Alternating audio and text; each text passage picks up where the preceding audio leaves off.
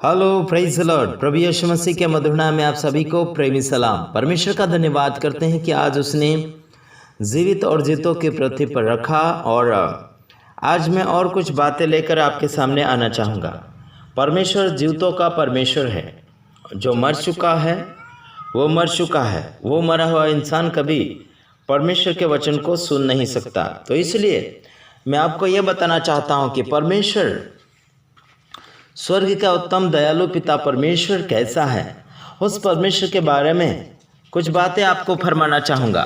साथ ही साथ आपको एक गवाही सुनने के लिए भी मिलेगी।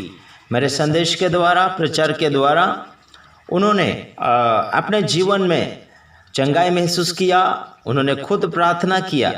ठीक है, वो आपको आगे मेरे संदेश के बाद आपको गवाही सुनने के लिए मिलेगी। कुछ ही बातें मैं आपको सिखाना चाहूँगा। तो देखिए, आपका और मेरा परमेश्वर, जमीन और आसमान का परमेश्वर और सारी सृष्टि के ऊपर अधिकार रखने वाला परमेश्वर, उसके बारे में बात करते हैं कि वो कैसा परमेश्वर है।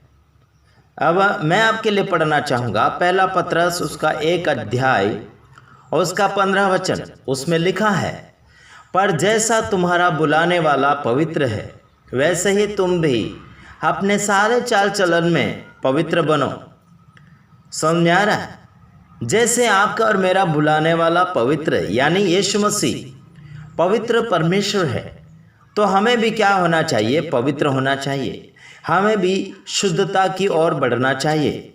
हमें भी उसके कार्य में कदम से कदम बढ़ाना चाहिए। जैसा वो चाल चलन चलता है, वैसे चाल चलन हमें भी चलना चाहिए। आजकल लोग चालबाजी करते हैं, यानी कि दूसरे को धोखाधड़ी में गिराते हैं, बुरी चाल चलते हैं, बुरा व्यवहार करते हैं, बुरा करना पसंद आता है। लेकिन जैसा यीशु मसीह चाल चलन चलता था, वैसे चाल हमें चलना है।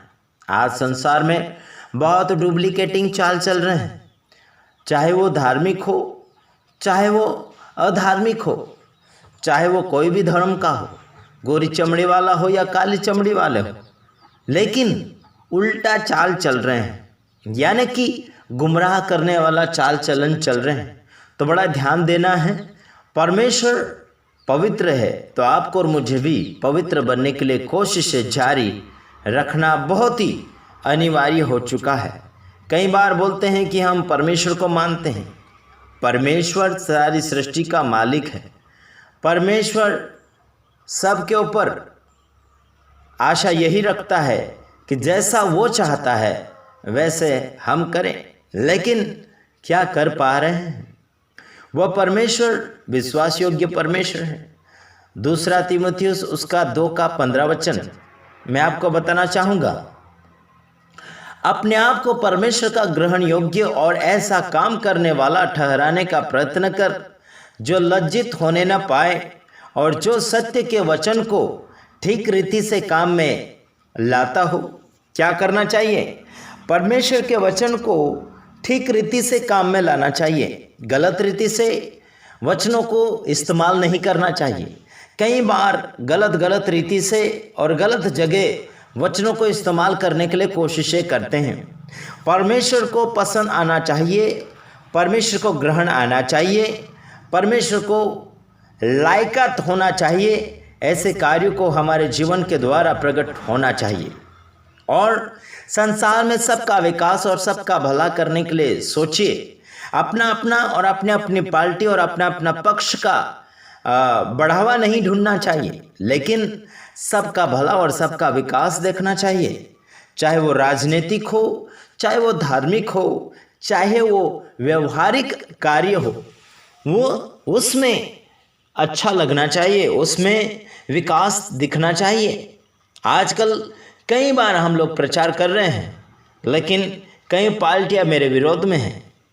चाहे वो धार्मिक हो, चाहे वो राजनीतिक हो, हमारे विरोध में उठते हैं। लेकिन हम आपका भी भला चाहते हैं, चाहे राजनीतिक करने वाले हो या फिर अन्य धार्मिक कार्य को करने वाले हो, कई अन्य दल वाले हो, सबका हम विकास और सबका भला चाहते हैं। लेकिन और उसमें परमेश्वर को पसंद आना चाहिए और लोगों को पसंद आना चाहिए।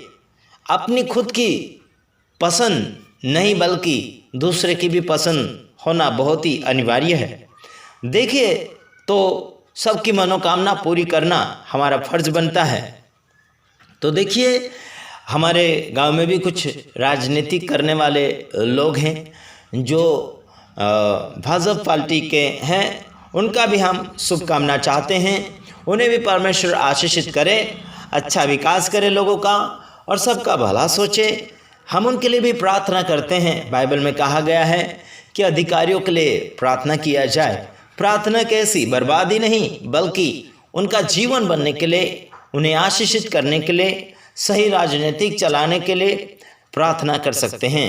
हम वही कर रहे हैं। हमारे तमाम नेता लोगों के लिए भी प्रार्थना करते हैं, राजनीतिक करने वालों के लिए प्रार्थना करते हैं कि प्रभु परमेश्वर उनके जीवन चरित्रों को सही मार्गदर्शन दें, उनके परिवार को सुख और शांति में रखें, हर बीमारी से और हर खतरों से परमेश्वर उन्हें दूर रखें और सुरक्षा में जीवन को जीने के लिए परमेश्वर उन्हें आशीषित करें। यही हमारी दुआएं हैं और यही हमारी इच्छाएं हैं, यही शुभकामना हम रखते हैं।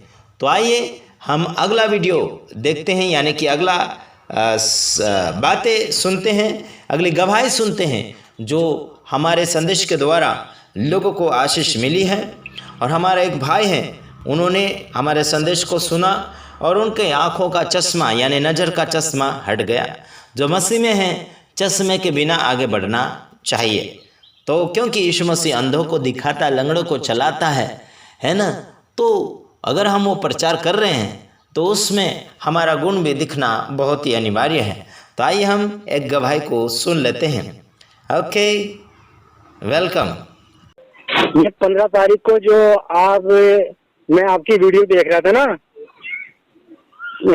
पवित्र बाइबल के वचन पढ़ रहा था मैं मतलब पवित्र बाइबल वचन पढ़ने के संबंध में आप वीडियो जो है शेयर कर रहे थे।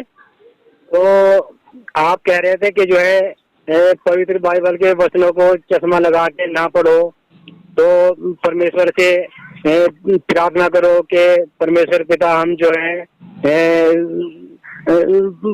हम वचन पढ़े तो हम जो है चश्मा हमारी आंखों पे ना लगे, हम जो है चश्मा बिना चश्मे के वचन को पढ़ने पाए।